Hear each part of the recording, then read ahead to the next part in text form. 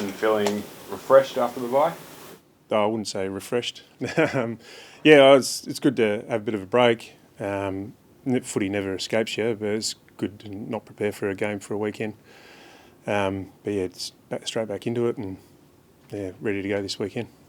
Last 3 byes haven't been so good for you. Have you done anything different this time? Oh, it's slightly different. We've been changing up our schedule a bit, so it hasn't been specifically to the bye, but it's probably been specific to longer breaks. The way we come out of the weekend in particular, we've changed up. And probably most importantly, we've tried not to make it a narrative. We're a different team. Understand that the things that we've been doing prior to the bye have been working, so it's probably been more getting back to that process rather than getting caught up in we need to win off the bye or previous byes haven't worked for us. It's a few tinkers to the schedule, but it's mainly been getting players back to the process. How important to have this block of time at home? I haven't even thought of that. All my time has been on North Melbourne. There's a lot of people talking about block of time at home, this and that. It's not as though we never do it. We've had an away derby split 2 home games before. It's not really unusual for us to have it happen twice. Is probably a bit unusual, but we're just focused on North Melbourne. And if we disrespect this team coming up and look too far ahead and get ahead of ourselves, we'll get a shock. Did you take advantage of North playing in Western Australia last weekend to get a good look at them? We had someone go down there and watch him. Yeah, but it doesn't matter where you play these days. You get good behind the goals, good sight on cameras. You can see it all at all grounds. Just on that game and on North in general, really good clearance game with Cherry, just one of the premier up and down. How important is that match-up, particularly with Darcy Jackson? That's important. Clearly, he's in great form. Have to be All-Australian ruck at the moment, or close to. He's an important part of it, so that's going to be important. But they've got a lot of mids who go through there and get their hands on it and put good pressure on. So I think last 4 they've been number 1 pre-clearance, number 1 pressure pre-clearance. So they make it a good honest battle in there and been getting it going their way more often than not. Does that tempt you to change the mix in the midfield? Is there a chance that Nat plays a bit more game time this weekend? There's a chance. We're pretty happy with our mids. So we came up against good midfield last week. Probably didn't get it done in the midfield as well as we would have liked, but I feel like our midfield's been in good form. It's probably not about personnel. It's probably about a bit of structure and strategy, but just understanding what they're going to bring and rolling up our sleeves and getting to work. Just on that with the loading and everything, so chance you'd be the sub again? There's a chance. We haven't got. We'll get through training before we finalise the team, but there's a chance you'll be sub. There could be a chance you could come in and play on lower minutes. Just structurally, so 2 rucks, maybe 3 tall forwards, not losing common, important to maybe stress your defence. I'm sure they've got some coverage to come in and replace. I think we can look to utilise that. I think the beauty about our tools is they can provide good aerial target and threaten aerially, but I feel like they're good at ground level as well. Those Fossey, Jai and JT, they join in at ground level and put pressure on, and don't even realise that we're playing 3 tools at times down there. So we think there's an advantage there, but we also think we don't lose anything by playing those 3 tools.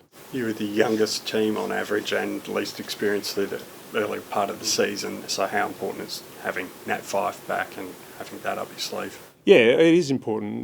When games get tough and tight, and to have wise, calm heads, and especially he's sub against Gold Coast, but every time someone comes to the bench, they look at the back of the bench and they've got someone who's really measured and calm, talking to them and helping him problem solve and working through those situations. It's what's helpful.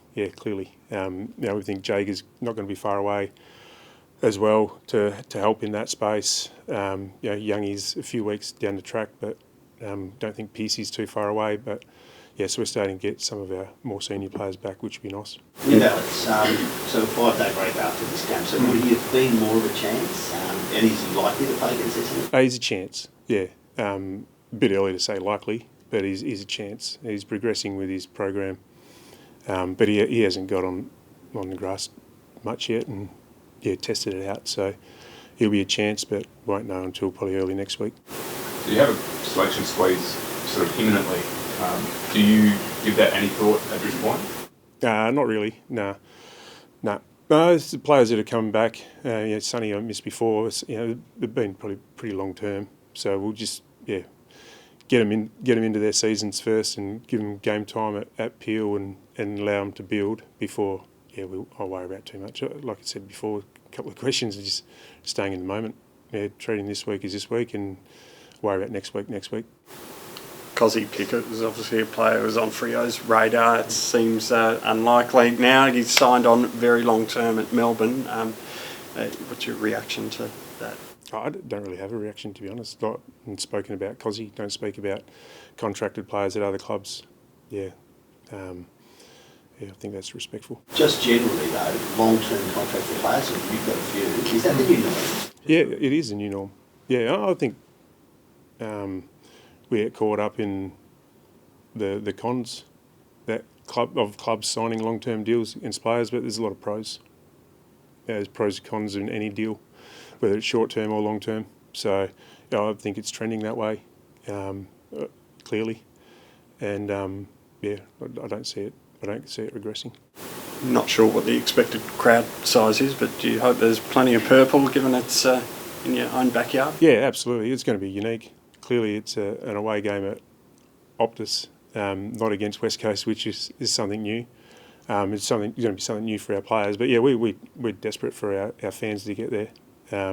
Understand it's not a part of their membership, but I'd love you to fork out a few bucks and come and support us. We want to make our home ground a fortress, and we need the Purple Army there to support us. So the weather looks like it's clearing up, which may have held a few people back early in the week. So want everyone to get there.